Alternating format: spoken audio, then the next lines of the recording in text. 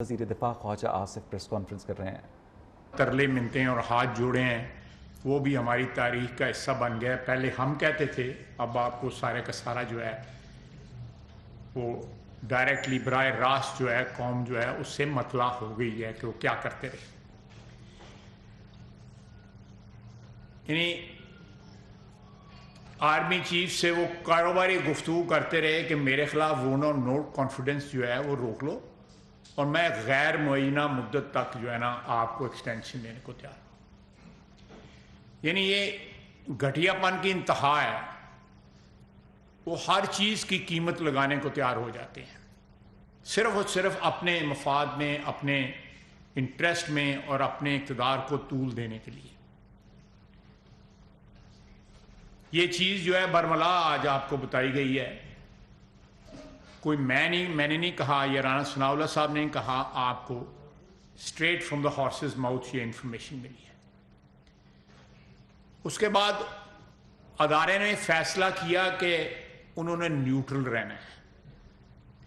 انہوں نے سیاسی جو ان کا رول ہے جو ماضی میں رہا، بلکہ جب سے پاکستان آزاد ہوا ہے وقتاً فوقتاً ان کا ایک رول جو ہے سامنے بھی آتا رہا اور پس پردہ بھی ان کا ایک رول رہا، اس کو وہ ابینڈن کر کے، اس کو خیر آباد کہہ کے وہ اپنے آئینی رول میں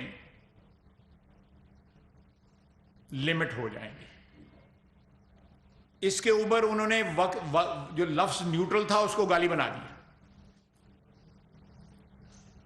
عمران خان نے نیوٹرل کے لفظ کو گالی بنا دیا۔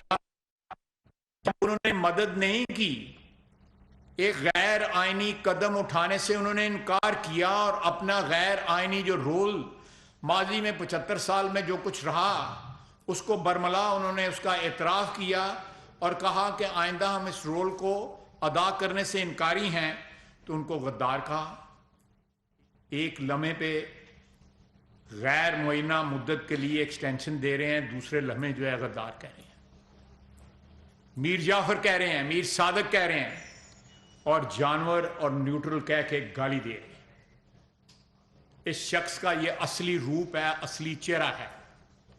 جو شخص جو ہے اپنی والدہ کے نام پہ ہسپتال کھول کے اس کا مال جو ہے خرد برد کر جائے، یہ چیز جو ہے فارن فنڈنگ کے کیس میں یہ شامل ہے۔ اس کو اپنی والدہ کے نام پہ بنائے ہوئے ہاسپٹل کا تقدس نہیں ہے تو کسی اور چیز کا کیا تقدس ہوگا؟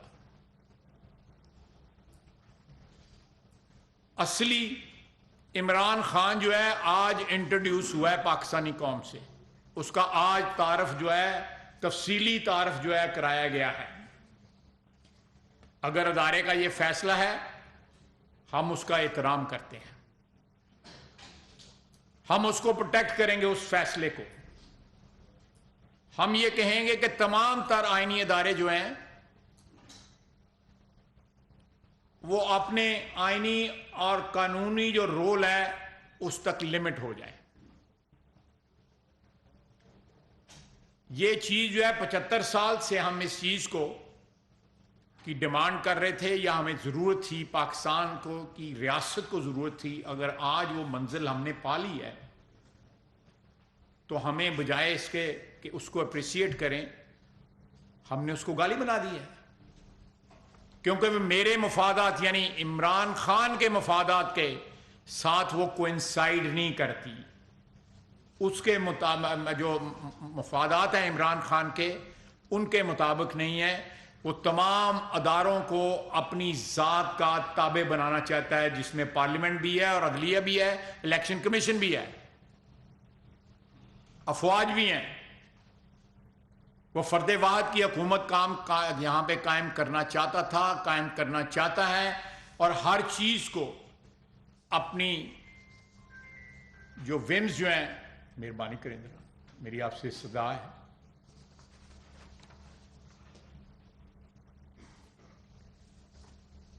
اس میں سب سے بڑی واردات جو انہوں نے شروع کی سائفر سے شروع کی۔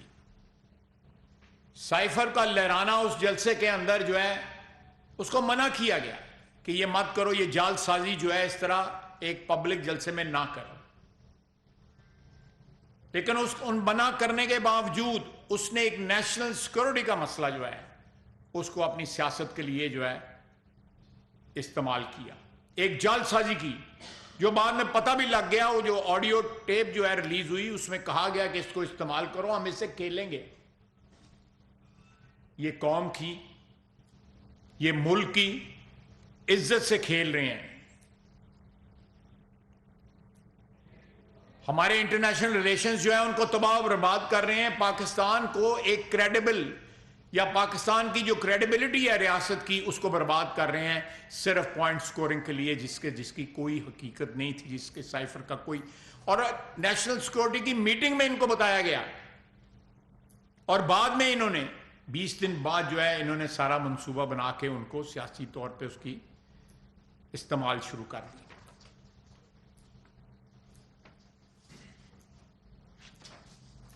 انہوں نے، میں نے یہاں پہلے بھی پریس کانفرنسز میں آپ کی خدمت میں عرض کیا ہے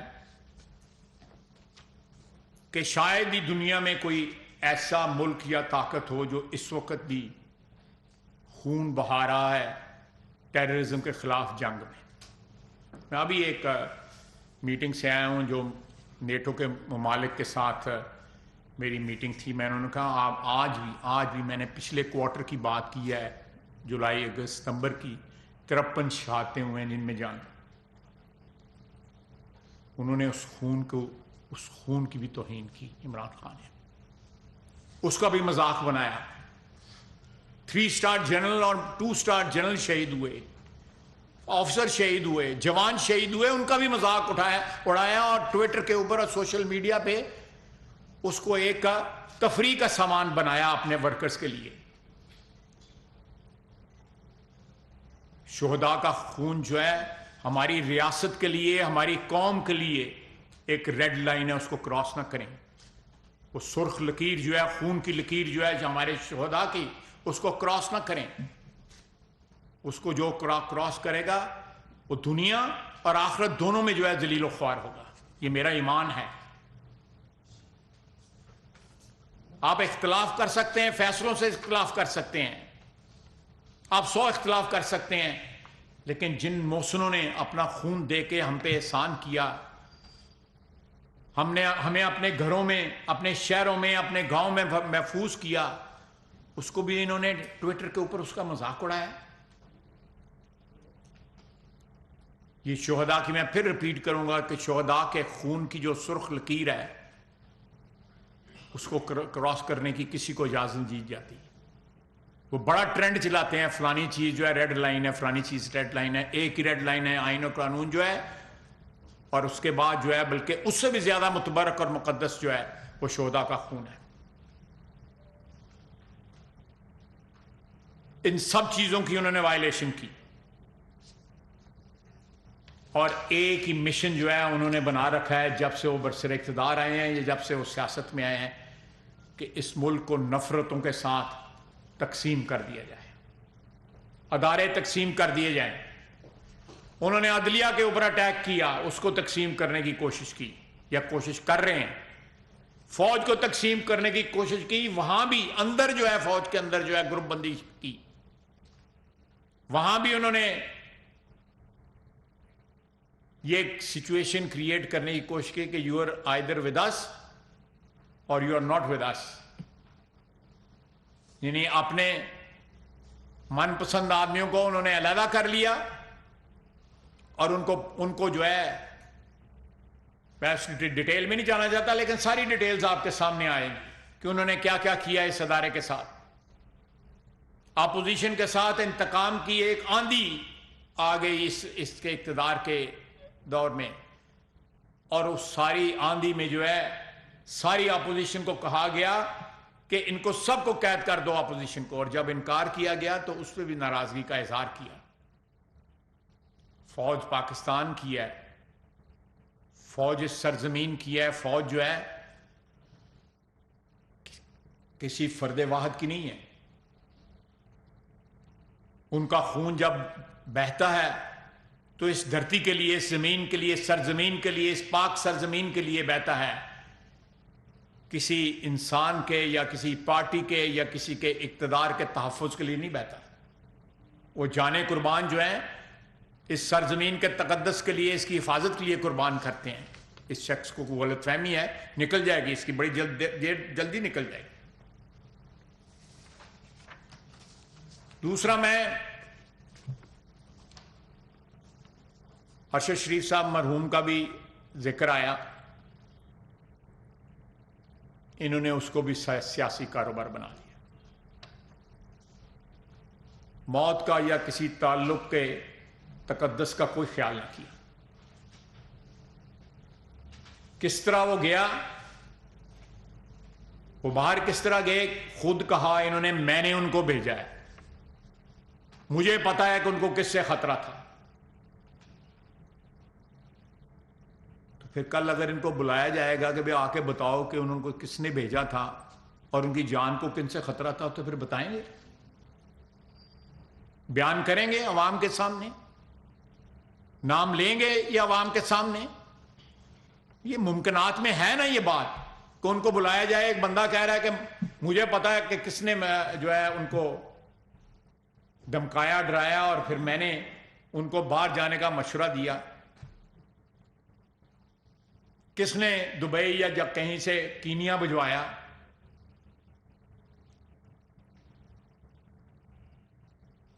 اس پہ تو ان کے پہلے امپلائر کا نام بھی آ رہا ہے، کہا ہے نا انہوں نے. یہ پریس کانفرنس میں ان کے امپلائر کا نام بھی آ رہا ہے، اور یہ کل کا مشہور ہوا ہے ان کا نام جو ہے. تو یہ اب کوئی جو ہے وہ ساری باتیں جو ہے سیاہ اور سفید کے درمیان ہوں گی، کوئی ایمبیگوٹی نہیں ہوگی، کوئی گرے ایریاز نہیں ہوں گے. تمام لائنیں جو ہے عمران خان کراس کر گیا ہے. اور جس تحمل کا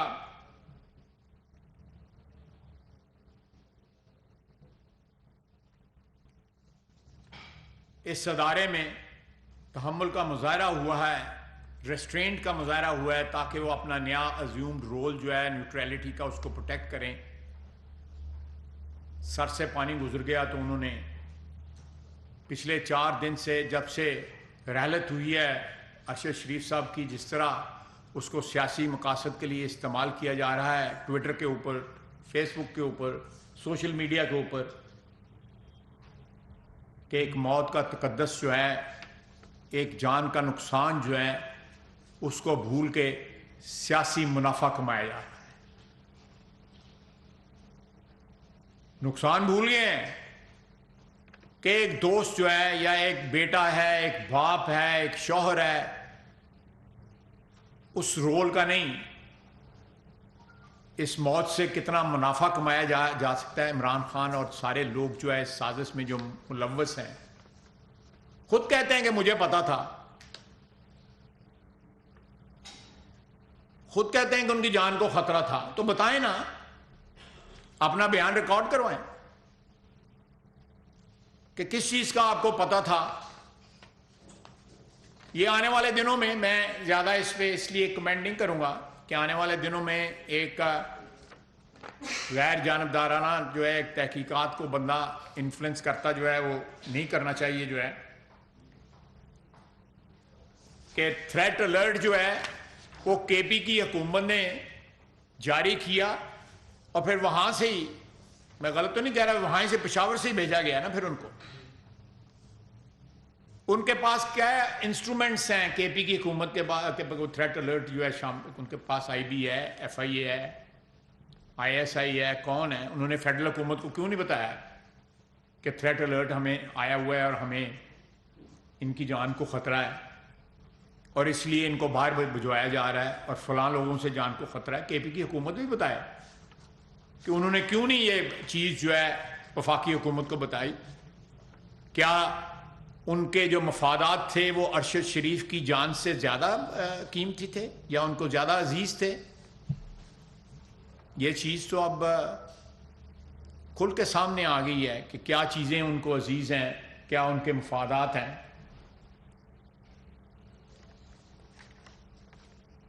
میں نے یہ मुख्तसरन आपकी खिदमत में अर्ज़ किया है। सवालात जो आप करना चाहते हैं मैं हाज़िर हूँ। एक ऐसे वक्त में जिस वक्त हम अपने साथी की नवाज़ जनाजा है एंड उसी वक्त पे इतनी इम्पोर्टेंट प्रेस कॉन्फ्रेंसें क्यों हो रही हैं, थोड़ी देर बाद भी हो सकती थी। आप लोग हमारे गम में शरीक नहीं हैं।